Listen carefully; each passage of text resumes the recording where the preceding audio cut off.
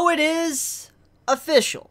The one left standing was indeed Escanor. But like I said in the last chapter, and many were agreeing with, is the fact that the only reason why Escanor won was the fact that the one was invincible, absurdly broken. But in terms of all other times of the day, it's obvious that Escanor cannot keep up with Meliodas' assault mode. It's not possible. However, it's still nice to see that Nakaba-sensei was able to balance both sides, both fans of these characters, the Meliodas fans and the Escanor fans, and find like some form of common ground. Because this is kind of what it looks like here.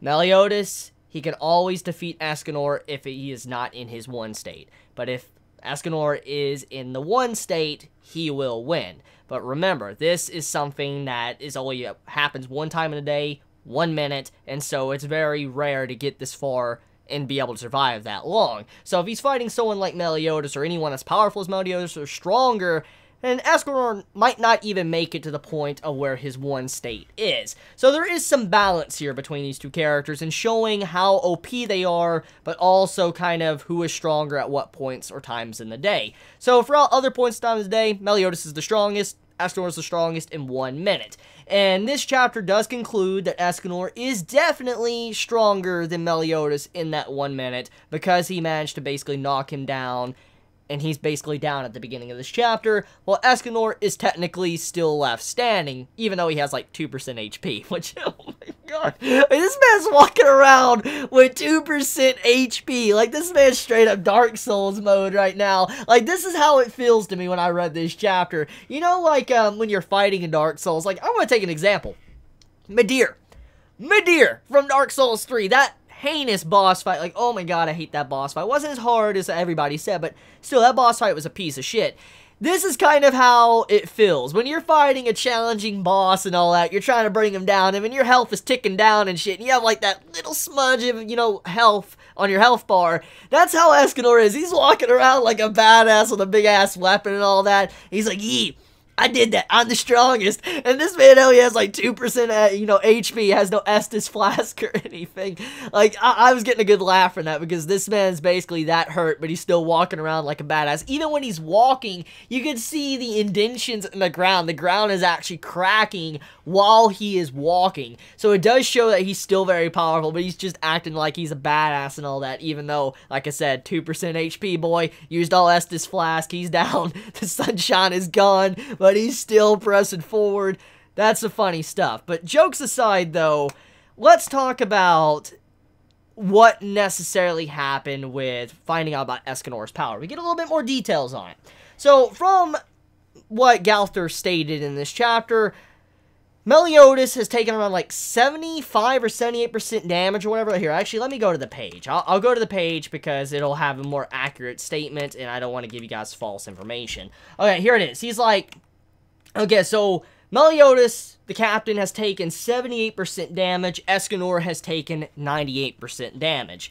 Now, basically what this is stating here is that Escanor was running very low on health. Like, when he was fighting Meliodas, this man was straight up getting destroyed, which, granted, he was. I will admit that. I'm an Escanor fanboy, but I will admit Escanor was getting his shit pushed in a lot in those 2 chapters until he became the 1 status. When he became 1 status, the fight quickly turned around. He just Divine Sword, Escanor shot this man, and, you know, Meliodas got wrecked. But this does put in perspective how strong Escanor's the 1 form is compared to Meliodas. There's many details you can get from this. From what we found out, apparently Escanor's Sunshine is running very low. His ability, his magic ability, is very powerful. And his Sunshine is running low, and he's been storing it for many years, which led to where he was very strong. Now, I don't know how I really feel about this. I don't know if it's necessarily a retcon, or if it's just like in terms of just giving Escanor a little bit more balance to his powers or whatever. But regardless, though, you could take it 2 different directions with, you know, what was stated in this chapter. Either A, the reason why Escanor's the 1 form was so powerful was because he was storing up his energy for so long, his sunshine. And that is why he did that crazy amount of damage to Meliodas when he did get to that 1 minute. Or, the sunshine is only when Escanor is in his regular form, and then when he transforms into, the one form, that's entirely separated from his other, sunshine he's been storing up. Okay, let me give a clearer example. Basically, the one form is always that strong. It's not affected by storing power up. Maybe it is, but it's not affected too much at all, and so even if Escanor doesn't store up any power, the one form is still invincible. It's insanely strong, and it's able to bring down any opponent or whatever. But Escanor's normal form, like, when he's powering up throughout the day right before he gets to the one form, that is the form that is affected by storing up his sunshine. So if he doesn't store up his, sunshine for many, many years or whatever, he might not have been able to compete with Meliodas at all in his, assault form. So only the time when Escanor is in that one form, he would have been able to fight him. Now, if we're going on the other thing, which I know many might say, if his one form is affected by storing up energy, then that would mean that overall, Escanor does not stand a chance against Meliodas. That's kind of what you can get from this chapter. So like I said, 2 paths here. You can get 2 paths from the description on storing up power with Escanor is either A, he's actually incredibly weak compared to Meliodas, because if he didn't store up power, he would get his ass beat completely, even in the one form. Or 2, only his regular form is affected, and his one form is always that strong.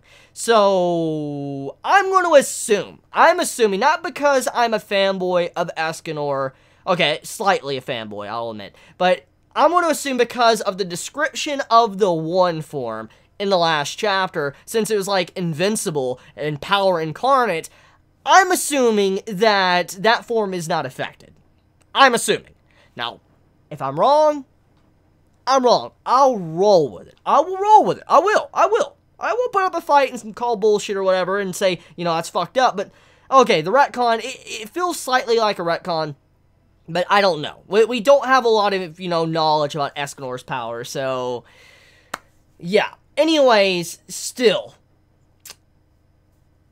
we have to wonder where that information is going to lead us with Escanor's character. Regardless, though, let's talk about the damage. So, Meliodas took 78% damage.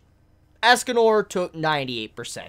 Now, like I said, if we're going on the theory that the one form isn't affected at all by the storing of power, that would mean that Escanor basically did 78% damage to Meliodas with one hit. I mean, we do know that Meliodas did take some damage. So, you know what, to be fair, let's say, Escanor did 2% damage, okay? 2 to 3% damage to Meliodas before he became the one form, because we did see Meliodas start to bleed.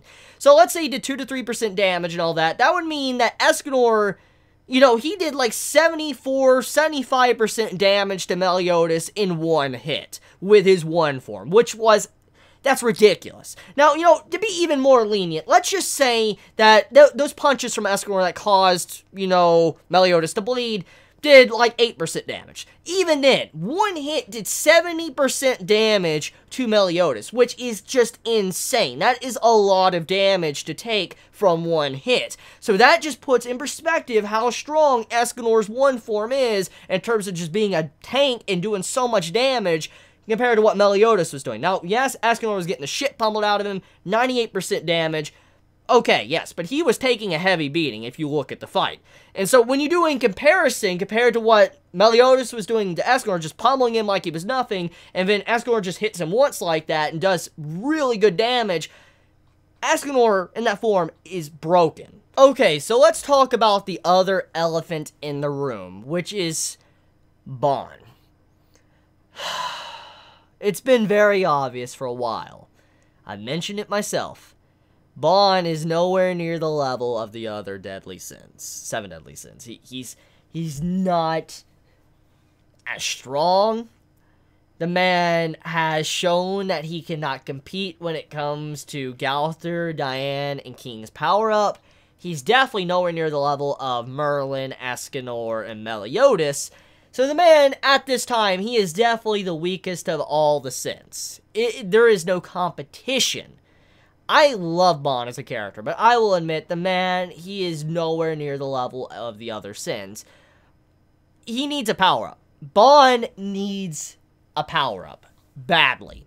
he still does not have his sacred treasure. He needs his sacred treasure. But on top of that, he needs a power-up. He is clearly way too weak. He even needed help from Elaine to help him out. So, at this point, you might even assume that Elaine is stronger than Bon, which is very, very sad. So, this chapter really puts in perspective that Nakaba-sensei is aware that Bon is very weak. Because let's do the dialogue here. Let's look at the dialogue of what Merlin says to King, Diane, and Gowther. So, basically, Merlin says, so, King, Diane, Gowther, you are the only ones we could count on, since Meliodas and Escanor is out of condition. She doesn't even mention Bon at all in the conversation. Bon is basically that irrelevant that Merlin doesn't even factor him in at all. Only Diane, King, and Gowther are that relevant to help them out and attack, Camelot, and, free the people. So, that is, it's fucked. It's really fucked. It is beyond fucked. That's all I will say. It's fucked because Bon is literally getting disrespected by Merlin. Merlin's like, nope, you're so weak, I'm not even gonna mention your name. And I'm like, oh, that's so bad.